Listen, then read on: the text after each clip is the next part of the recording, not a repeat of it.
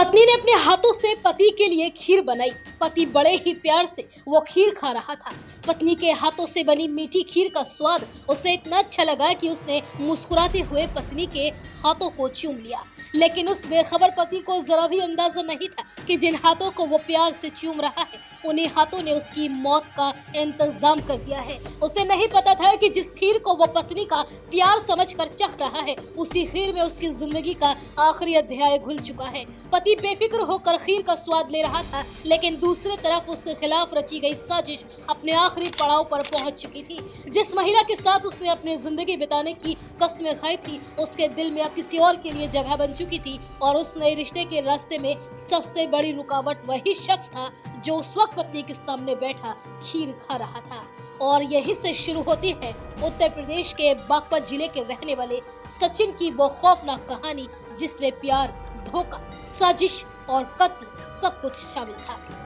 दरअसल पूरा मामला नौरासपुर गुजर गांव का है। यहाँ रहने वाले सचिन की शादी करीब 15 साल पहले रचना के साथ हुई थी। दोनों के 2 बच्चे हैं, एक बेटा और एक बेटी। बाहर से देखने पर सब कुछ सामान्य लगता था, लेकिन इस परिवार की खुशियाँ उस वक्त बिखरनी शुरू हो गई जब करीब 11 महीने पहले रचना की पहचान इंस्टाग्राम पर सोनू नाम के एक युवक से हो गई। सोनू बागपत के रंछाड़ गाँव का रहने वाला था। दोनों के घरों के बीच में करीब 30 किलोमीटर की दूरी थी, लेकिन मोबाइल की स्क्रीन ने इस दूरी को खत्म कर दिया। पहले चैटिंग शुरू हुई, फिर बातचीत का सिलसिला बढ़ा और देखते ही देखते दोनों एक दूसरे के बेहद करीब आ गए।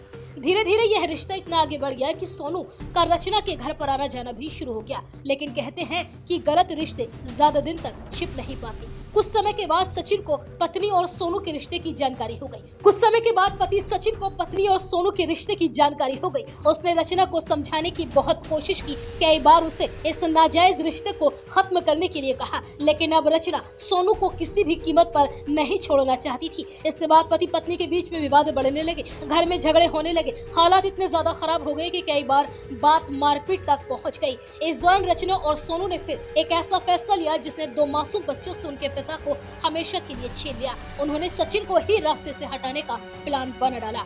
12 जून की रात रचना ने घर में प्लान के मुताबिक खीर बनाई, लेकिन इस बार सिर्फ खीर नहीं थी। पुलिस पूछताछ में रचना ने बताया कि उसने चोरी छिपे मेडिकल स्टोर से नींद की गोलियां खरीदी थी। प्रेमी सोनू ने ही उसे ये सलाह दी थी। रात को जब सचिन के लिए खीर तैयार हुई तो उसमें नींद की गोलियां मिला दी गई। अनजान सचिन ने पत्नी के हाथों से वो खीर खा ली। कुछ देर में गोलियों ने असर दिखाना शुरू कर दिया। सचिन की आंखें भारी होने लगी और फिर वह गहरी नींद में सो गया। बस यही वो पल था जिसका इंतजार रचना को था। पति के बेहोश होते ही उसने अपने प्रेमी सोनू को घर बुला लिया। सोनू रात में घर पहुंचा और फिर दोनों ने मिलकर सचिन को मौत के घाट उतार दिया, जो उन दोनों के रिश्ते के बीच की सबसे बड़ी रुकावट बन चुका था। पुलिस के मुताबिक रचना और सोनू ने मिलकर सचिन का गला दबाकर उसकी हत्या की थी। हत्या के बाद दोनों पूरी रात उसी घर में मौजूद रहे और रोमांस भी करते रहे। एक तरफ बिस्तर पर सचिन की लाश पड़ी थी और दूसरे बिस्तर पर पत्नी रचना अपने प्रेमी सोनू की बाहों में थी और फिर दोनों उस सुबह का इंतजार कर रहे थे। सुबह होते ही कहानी का दूसरा अध्याय शुरू हुआ। रचना अचानक चीखने चिल्लाने लगी और रोने लगी। पड़ोसियों और रिश्तेदारों को बताया कि सचिन की हार्ट अटैक की वजह से मौत हो गई है। घर में मातम का माहौल बन गया। हर कोई रचना के आंसुओं को देखकर उसे बेचारी समझ रहा था, लेकिन कहते हैं कि सच ज्यादा देर तक छिप नहीं सकता। सचिन के भाई नवीन को अपने भाई की मौत पर शक हो गया और जब उसने सचिन की डेड बॉडी देखी तो उसके गले पर कुछ निशान दिखाई दिए और यहीं से पूरा मामला बदल गया। नवीन ने तुरंत पुलिस को सूचना दी। पुलिस ने शव को कब्जे में लेकर पोस्टमार्टम के लिए भेज दिया और अब सबकी नजर पोस्टमार्टम रिपोर्ट पर थी। जब पोस्टमार्टम रिपोर्ट सामने आई तो उसने रचना के झूठ की पूरी कहानी को उजागर कर दिया। पोस्टमार्टम रिपोर्ट में साफ हो गया कि सचिन की मौत हार्ट अटैक से नहीं हुई थी, उसकी हत्या की गई थी। मौत की वजह गला दबाना निकली। अब पुलिस के सामने सबसे बड़ा सवाल था कि आखिर हत्यारा कौन है। इसके बाद पुलिस ने जांच का दायरा बढ़ाया और घर के आसपास लगे सीसीटीवी कैमरों की फुटेज खंगालनी शुरू कर दी और इसी दौरान पुलिस को एक संदिग्ध युवक दिखाई दिया। वह युवक कोई और नहीं बल्कि सोनू ही था। पुलिस ने रचना से सोनू के बारे में पूछताछ शुरू की।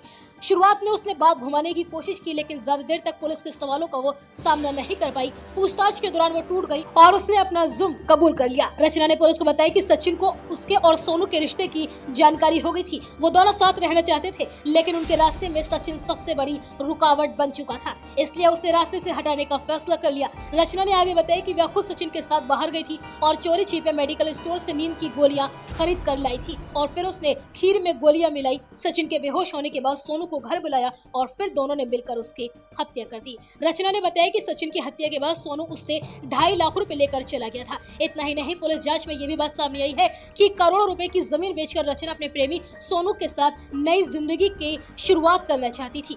यानी इस खौफनाक साजिश के पीछे सिर्फ अवैध संबंध ही नहीं बल्कि लालच का एंगल भी सामने आया। फिलहाल पुलिस ने आरोपी पत्नी रचना को गिरफ्तार कर न्यायालय में पेश किया, जहां से उसे सीधा जेल भेज दिया गया। वहीं हत्या का मुख्य आरोपी सोनू अभी भी फरार है। पुलिस उसकी तलाश में लगातार दबिश दे रही है, लेकिन वो अभी भी पुलिस की गिरफ्त से बाहर है। एक तरफ इंस्टाग्राम से चैट शुरू हुई कहानी धीरे धीरे प्यार में बदली, फिर साजिश में बदली और आखिर में कत्ल पर जाकर खत्म हुई। लेकिन इस पूरी कहानी में सबसे बड़ा सवाल आज भी वही है, क्या कुछ महीनों का प्यार 15 साल पुराने रिश्ते और 2 मासूम बच्चों के पिता की जिंदगी से ज्यादा कीमती था?